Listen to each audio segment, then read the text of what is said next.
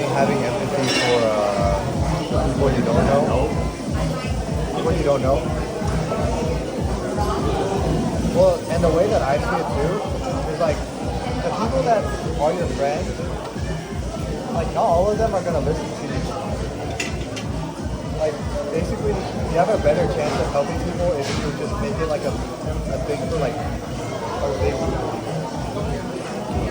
The people that you know personally might not care about what you have to say. Right. The other thing is like sometimes you need a movement. Like sometimes it doesn't start with your immediate friends. Like if you get big, then people are gonna be like, oh, what you were saying is like maybe I should have listened to what you like when my friend was telling me. Like you need some like credibility. I'm gonna earn credibility. Not credibility, but like sometimes it just takes like momentum. Like stuff needs to be moving. Like people like to move in groups. But they call it a tribe. Yeah. Maybe you're trying to get your group, like your friend group, to be like your tribe, but you can't really like choose your tribe. Like your tribe kind of like chooses you.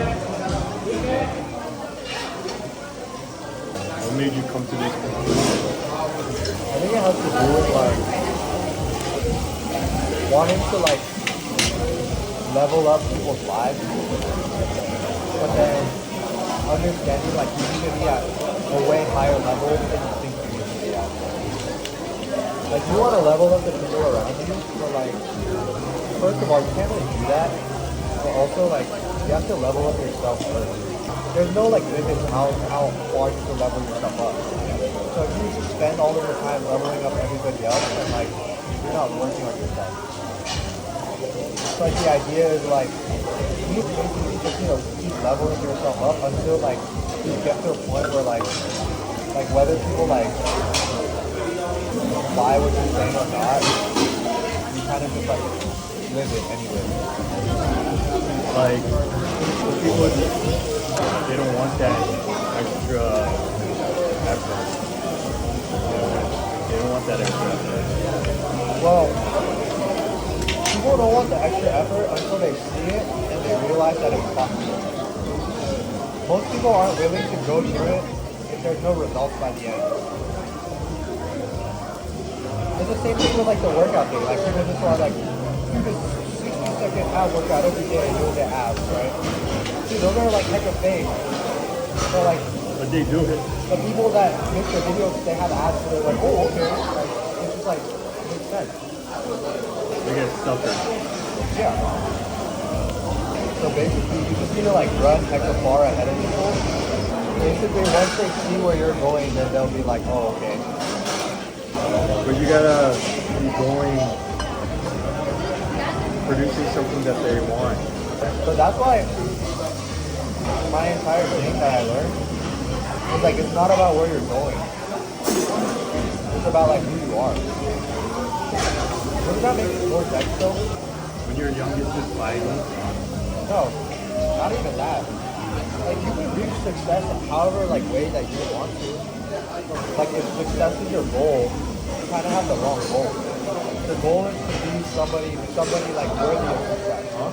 The goal is to be somebody like worthy of success. The goal is to be somebody worthy of success. I mean that's how God operates anyway. Because like you could build your own success, but like it'd be easier if you become somebody that's like a good steward to what God is going to give you, and then He'll bless you with like what you need. And people think that means like, oh, I don't have to work hard, but basically like that doesn't even make any sense. Like if you never work hard, He's never going to give you anything because you're not becoming anyone. It's work ethic principles. But I'm saying like that applies to like anything. Like that just applies to your life. Like your life is basically just an entire character development cycle. And it just keeps repeating. Pretty good. I think that's valid. like for example, if your focus is on who you're becoming, then like situations that are like really like unfortunate in your life, sure. At the end of the day, like how that situation turns you into somebody, or like develops you as a person. What are you learning from anything that you experience? You're talking about a process-oriented Mindset. yeah, not a result-oriented. Right. If you milk every ounce of like knowledge you can out of any circumstance, like that's like how you min-max your life. Are you sounding more and more like me? I know. Ever since you stopped playing video games, like A lot of it is like perspective shift. People like I guess like are stubborn in the sense of like they don't really want to change their perspective or like where they stand on things too hard. But like in reality, like if you can do that, if you can adapt your perspective like easily, because in reality, I don't think one perspective fits every situation, right? I think the point I'm trying to make is like it's not about suiting the perspective to the situation. It's about using every perspective in that situation to learn all that you can out of that scenario. Cycle through every like state of mind that you can be in. And be like, okay, what is like someone who like never questions like what they're doing, or they're like in one state of mind, they'll wish that the world would change to fit their perspective. It becomes like my situation will only get better if I get out of this situation. Whereas like if you're able to shift your perspective, it becomes like you can apply different things to it. Like, okay, how can I make this situation better? Or how can I like what are the like maybe the situation is like beneficial in some way. you're talking about victim mentality. Like that's a very low vibrational. But it's not only victim mentality, because that's like when people get comfortable, they fall into a default like state of mind as well. Like you could apply that to anything. Like you could apply it to like Sunday Christian. Well, that's fixed mindset, right? Yeah. How many people think that they have an open mind? There's some people that know that they have a very narrow mind. Well, there's some people that know. Like the first step to breaking it is like knowing. You could start like fixing yourself like on your own. If you start to like really see like what you're lacking or what like you struggle with. When you're like in a scenario like how am I doing this scenario like wrong? Like you really need to question yourself, right? Yeah. So I'm just saying for like most people, it's about like identifying that about yourself. Most people don't want to go down that road. Yeah, well I know, most people don't. I think like that's what my channel is going to be about. Because it's kind of like, this is what like lies on the other side of it. Like if you can unlock that mental hurdle, then like who are you becoming, right? How do you unlock it?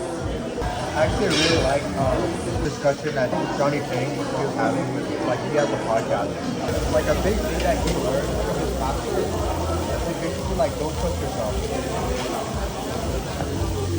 That's your ego.